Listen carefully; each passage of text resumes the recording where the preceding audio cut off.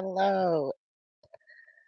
I am so excited to be here today because I didn't always have an opportunity to show up like this. I grew up in rural South Georgia, and for me, everything was either you went to church or you didn't. And I was the one that chose that I was not going to church. And in my family, it was a huge taboo. So I was a black sheep of the family way before I was the black sheep of the family. And what I learned, because I was always such an outcast, is I learned to find my own pathway early on in life. And for me, that meant when I was in school, I was always quirky, nerdy, geeky. I was always on my own beat. I didn't have a whole lot of friends. I had maybe 3 or 4 people that I was really close to and still close to those ladies to this day. But, I just South Georgia is just very different. I just remember always dreaming of, "I'm going to get out of here. I'm going to get out of here, and I'm gonna go to Atlanta." I didn't know what I was gonna do when I got to Atlanta, but I just knew I needed to get to Atlanta to be able to live whatever life I thought I wanted to live. And when I was 18 years old, I came out and I thought that, okay, I've graduated from high school, I'm going to come out and everything is just going to keep going as it is. I didn't realize that coming out was going to cause me to lose my whole family for 20 years. And the only family that I would have was the strangers that I was going to meet in Atlanta.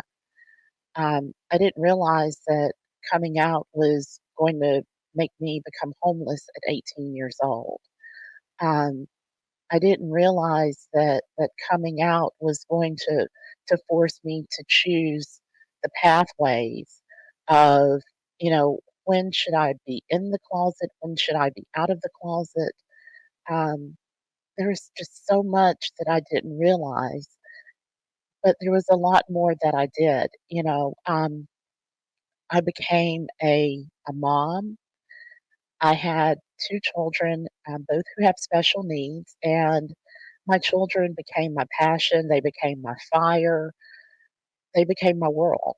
And because of my children, I became an activist in a whole different level. I was already an activist in the LGBTQ community, but my children made me become an activist for even more people, for youth aging out of foster care, for sex trafficking survivors, for homeless LGBTQ youth, for youth with individuals with disabilities, for children with autism. And, that's how I get to show up now. I get to show up in all of these areas, not only because of my experience of growing up in South Georgia and having children with disabilities, but also being able to be an educator and a law enforcement officer and all of those things that really just fold into who I am today. And sometimes I think back, if I could just go back and tell 18-year-old Annise to just stay the course and it's going to be okay. You know, you don't have to be afraid. It's gonna be okay. I just wanna say that to her over and over, and I think that's why I continue to show up in the community to tell everyone else that it's going to be okay because 18-year-old Denise didn't have anyone to tell her that it was going to be okay. So I am so excited for this summit, for this platform, for this opportunity. And Gabrielle, you are one of my dearest champions. And I have a saying that, there's a lot of talk about who's at the table.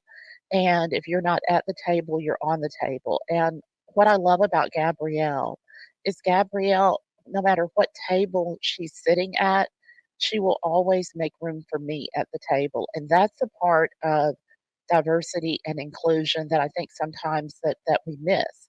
If you're at a table and you look around and you don't see other people at the table who look different from you, then you need to move over and make a seat for the people who are different, because that means that some voices are missing from the table. And if the voices are missing from the table, that means they're going to be on the table.